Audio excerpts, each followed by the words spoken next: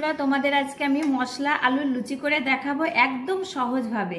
কিভাবে মশলা আলুর লুচি করছি সহজভাবে তোমরা কিন্তু আমার সাথে থেকে দেখে নাও। এটাকে এখানে আমি বড় সাইজের দুটো আলু, সেদ্ধ আলু নিয়েছি। এটাকে আমি ম্যাশ করে নেব। এই গ্লাসের পেছনটা দিয়ে ম্যাশ করে নিচ্ছি। তোমরা ম্যাশার দিয়েও করতে পারো।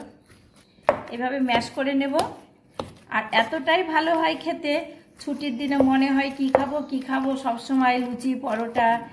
এই মশলা আলুর লুচি করলে আর কোনো তরকারিও লাগবে না, শুধু শুধুই খাওয়া হয়ে যাবে। খুব ভালো লাগে খেতে। এটাকে এইভাবে আমি পুরোটাই ম্যাশ করে নিচ্ছি আলুগুলোকে।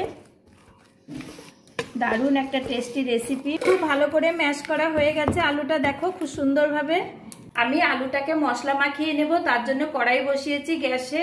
আর একটু সাদা তেল দিচ্ছি। তেলে একটা শুকনো লঙ্কা আর একটা তেজপাতা ছিঁড়ে দিচ্ছি এবং হাফ চামচ পাঁচফোড়ন আর 1 চামচ গ্রেট করা আদা দিয়ে দিচ্ছি।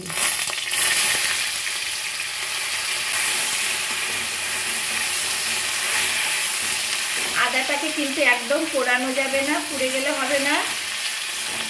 আমি অল্প নেড়ে একটু জল দিয়ে দেব। একটু জল দিয়ে দিচ্ছি। আদাটা যাতে না পুড়ে যায় সেই জন্য আমি একটু জল দিয়ে দিলাম। এবার আমি কিছু কিছু মশলা অ্যাড করব। প্রথমেই দেবো লবণ, হলুদ গুঁড়ো, একটু লাল লঙ্কার গুঁড়ো, 1 চামচ জিরের গুঁড়ো, 1 চামচ ধনের গুঁড়ো, হাফ চামচ গরম মশলার গুঁড়ো।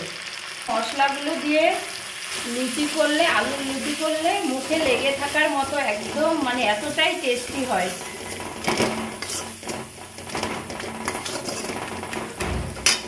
আর দেবো অল্প একটু চিনি। আর দেবো অল্প একটু কারি পাতা। খুব ভালো লাগে কারি পাতা দিলে।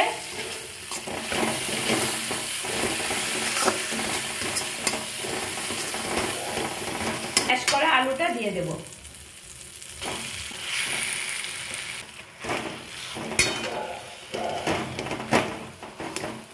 খুব ভালো করে মশলার সাথে মিশিয়ে নেব। আমি খুব ভালো করে আলুটা মশলার সাথে মিশিয়ে নিচ্ছি। মেশানো হয়েও গেছে, দেখো।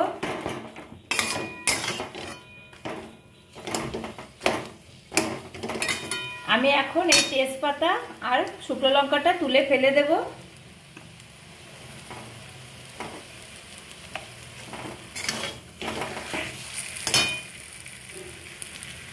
দারুণ লাগে খেতে এই মশলা আলুর লুচি।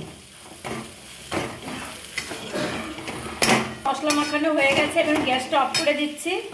একটা পাত্রে তুলে নেব। আমি এখানে আটা নিয়ে নিচ্ছি। এই 1.5 বাটি আটা নিয়ে নিলাম। মাঝারি সাইজের বাটি 1.5 বাটি আটা নিয়ে নিলাম। অল্প একটু লবণ দিচ্ছি। তোমরা কিন্তু ময়দা দিয়েও করতে পারো। আর দিচ্ছি একটু সাদা তেল ময়ামের জন্য।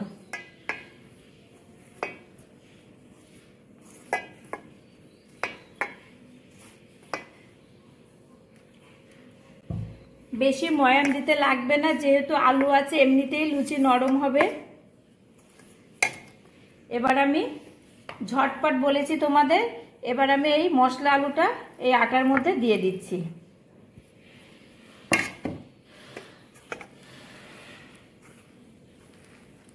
খুব ভালো করে মেখে নেব।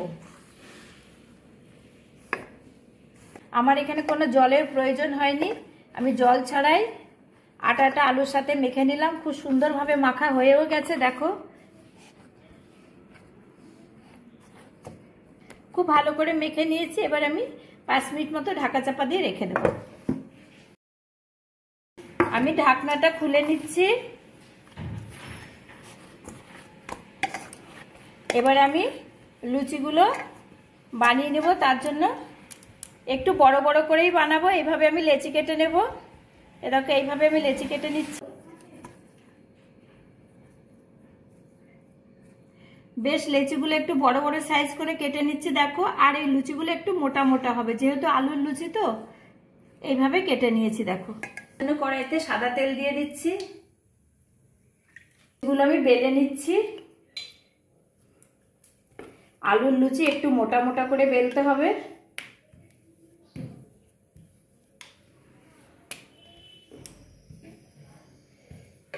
লুচিটা আমি ছেড়ে দিচ্ছি।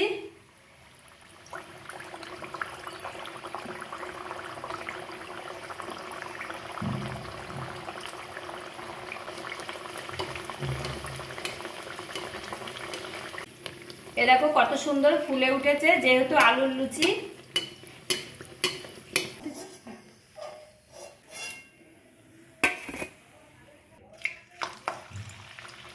এইভাবেই আমি সমস্ত লুচিগুলো ভেজে নেব। আর খুব সুন্দর হচ্ছে, দারুণ ফুলে উঠেছে।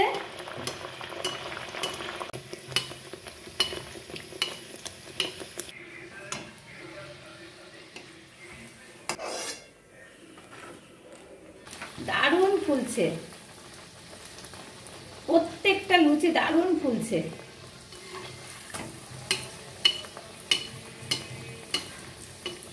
দেখো কি সুন্দর ফুলছে। আলুর মশলা দিয়ে আলুর লুচি যে এত সুন্দর হতে পারে ভাবাই যায় না।